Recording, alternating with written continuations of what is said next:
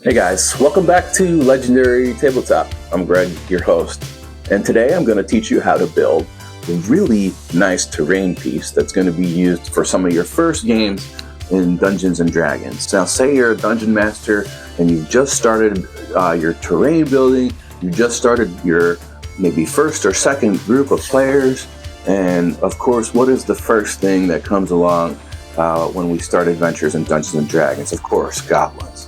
Goblins are going to be the first thing that your players may battle, the first thing that they may come across, the first moral questions of whether these goblins are good goblins or bad goblins is always one of the first things that happens. So it's important to have a nice terrain piece if you are going to play with the terrain to get started with your game. So today we're going to learn how to build a Goblin Town that is going to be used for your Dungeons and Dragons games, but also Warhammer, Frostgrave, Mordheim, that sort of thing.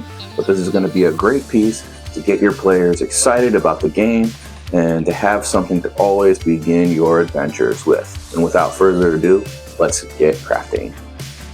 Alright, so if you haven't already, please hit the like, hit the subscribe. And now we're going to do some planning. We're going to sketch out a little bit of something here. Now, my idea is that there are these cave-like cliffs.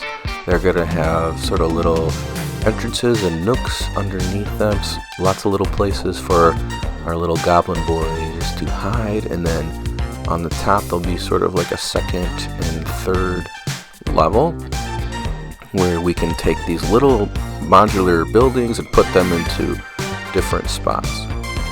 And the buildings are going to be a little bit smaller than kind of our human buildings, our Mordheim buildings, as they are for our short kings here. And then I'm imagining too some little staircases that connect everything so models can move up and down, and then also some sort of design language here that is going to sort of communicate that goblins live here, that it's not humans, that the architecture is going to be a little bit different when we're going to use the architecture and the design language of the caves and the rocks and that sort of thing to make our Goblin Town.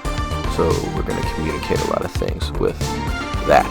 And now I have this old piece of a castle that I built for a D&D game 7 or 8 years ago. Haven't used it since.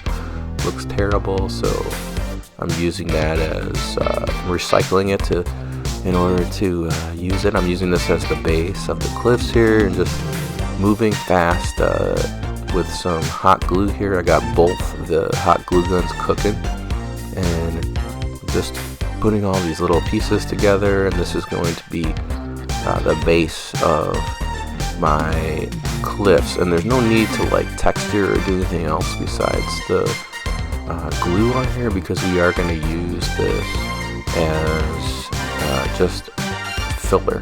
And then I have some of this thinner Dollar Tree foam that is going to be the top of the cliffs here, and I'm sort of building the cliffs a little bit like a topographical map, as you can see here, and just all these little kind of circular shapes and just gluing those on top of each other to create little cave-like structures, rock-like structures. And then I have these larger pieces of this better quality XPS insulation foam that will go for the furthest cliffs.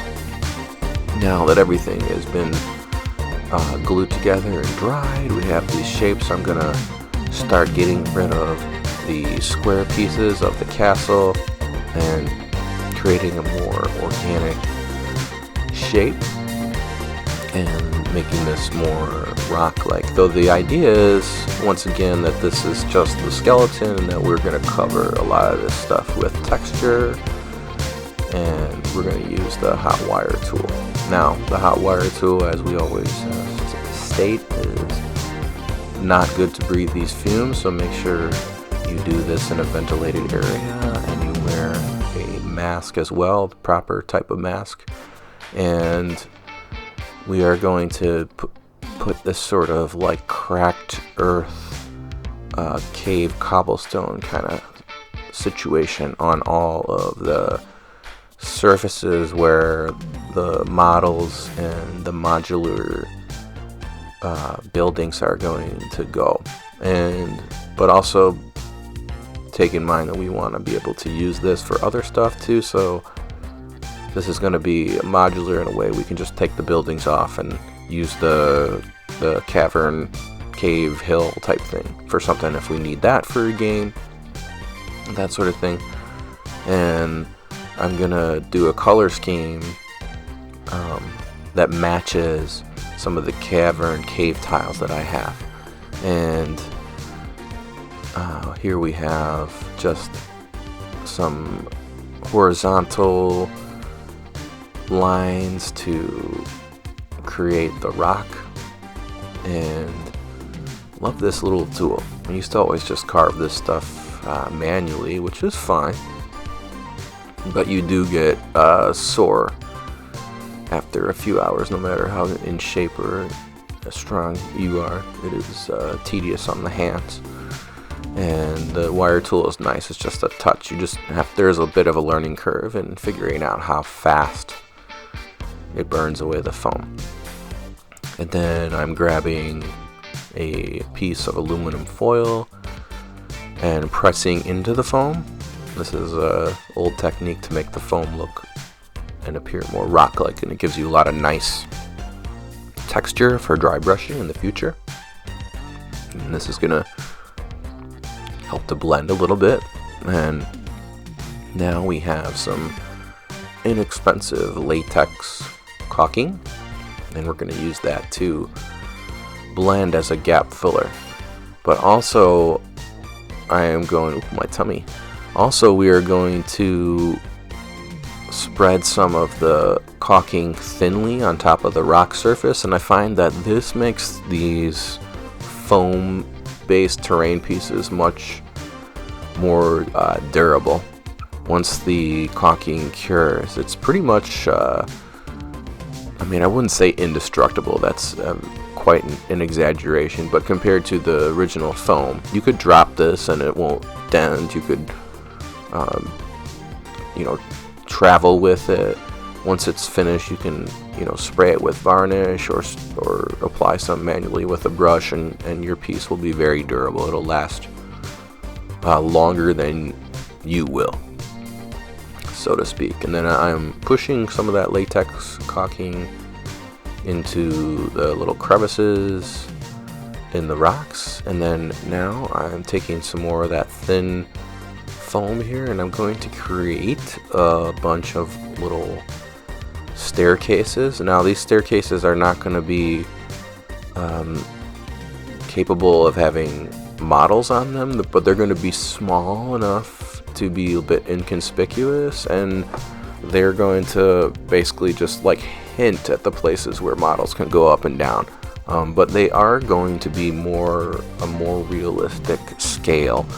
When we make the staircases, a lot of times where models can fit, you sacrifice the scale. Now making these a little bit smaller, I think, is going to help to create the aesthetic that we're looking for. And then also too, it's the Goblin Town, so we have a lot of little boys that need little stairs to go up and down, so it's believable.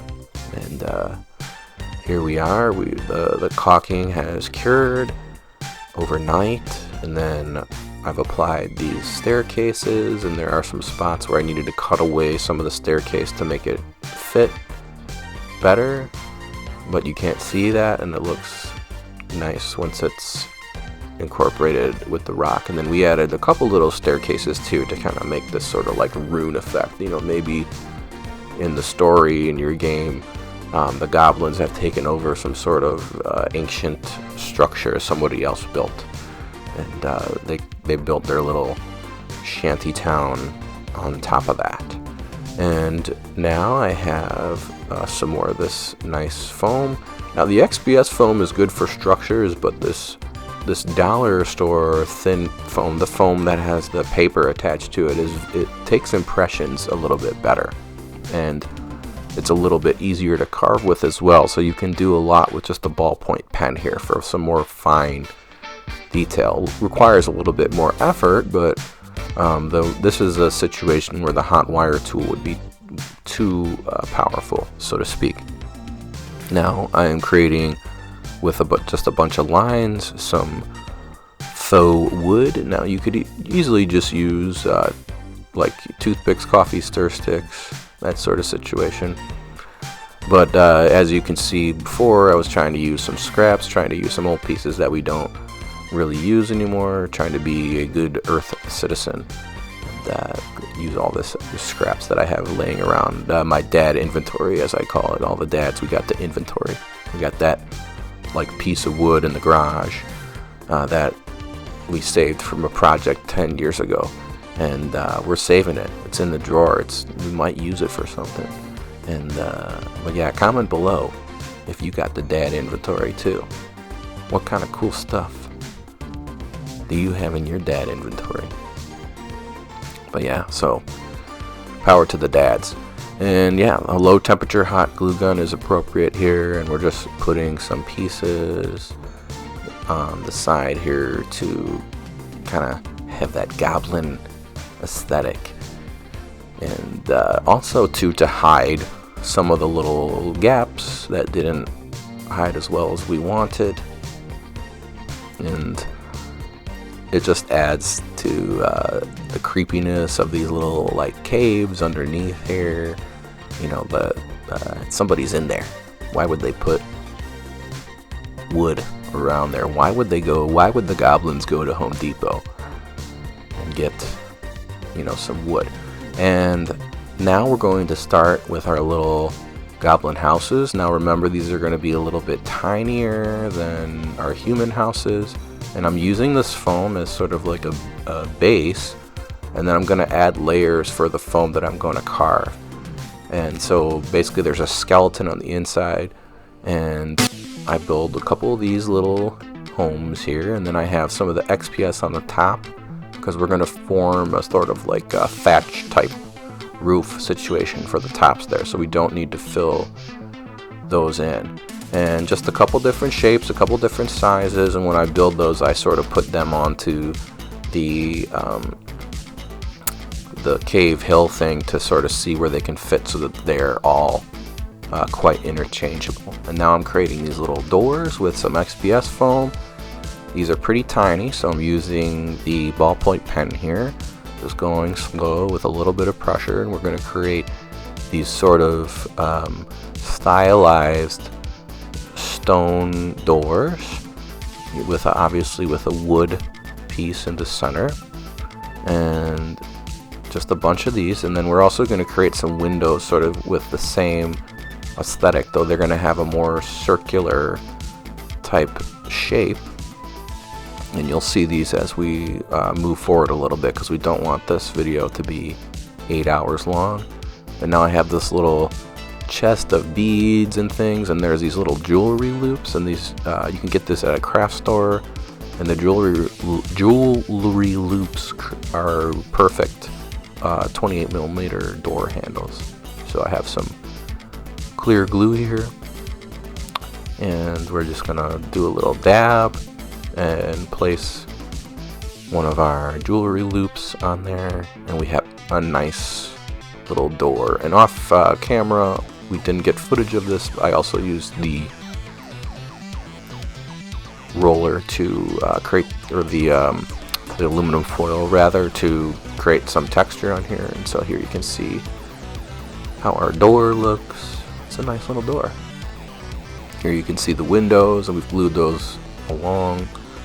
We've also kind of put planks along the edges in that sort of Tudor style to make these sort of shanty goblin houses. Okay, now I have some tin foil here, and I'm just gonna put a ton of hot glue all over the top, and I'm gonna wait a few seconds to let it cool, and then we're gonna start adding just layers of aluminum foil to kind of create a sort of thatch type organic moss sort of roof. And the aluminum foil is a great, easy, inexpensive texture when you're looking. You can use it for rocks, you can use it for trees, you can use it for these thatch type roofs, or in the sort of like Rohan type buildings in the Lord of the Rings game and movies. They have those type roofs, and that's a quick way to get these going. And yeah, everything's looking really nice here. The Goblin Town is looking pretty good, and we got some little goblin friends here hanging out. We've added a couple more details here. We have some old HeroQuest models here to show the scale. We have those circular windows, a couple little wood pieces on the sides and the top to add to the detail, to add to the scale. And these you saw in the previous shot there. I'm creating sort of these little wood plank things that shoot out through the roof to kind of show that this is a janky structure. And I'm using a pen, ballpoint pen, to create the texture here. And then I'm going to take toothpicks and I'm going to put a toothpick slowly through the center of this, because if I had just glue this on there like that, it would easily be knocked off, and the toothpick will make it a lot sturdier. And reinforcing that with some hot glue, cracking that little toothpick in half, and then since everything here is made of foam, I can just poke this gently and seal it with some hot glue onto the top of the building here, and that looks really nice. Love how that looks. Definitely a cool little detail. You could do this with like balsa wood too if you want, if you don't want to use the foam, but this is works just fine. And then now we've used a ballpoint pen and we've gone a little heavier on the detail here on the wood on the sides of the building. We've added rocks and stones and sand into some of the side of the cliff face, but not where we put the buildings, because we want that to still be quite modular and interchangeable. I have these little green stuff, skeletons. That's just a little toothpick and some green stuff, little skulls carved with a toothpick. They look kind of terrible, but from this scale they are okay. I'm trying to practice my sculpting a little bit, and yeah, so it kind of makes everything a little sinister. And not everybody keeps skeletons hanging around in their village. And then now we've taken our 100% American-made Freedom Paste and applied that, just a mix of black house paint, which I find is a little bit sturdier than the acrylic paint, and also more. You can buy it in bulk basically, so it's more inexpensive, and we use that with some glue mixed together to seal everything. Let that dry overnight, and then begin the painting process finally. And I'm starting with an undercoat of a medium brown, and I'm going with a sort of wet, heavy overbrush, not quite a dry brush, so I'm not really wiping a lot of the paint away, but I'm still being gentle enough with my brush strokes so that I don't put paint into the crevices, which I want to keep in that dark black. And just slowly adding this, and right now it appears very strong, but it will dull down as it dries, and I will apply 2 layers of this once it dries.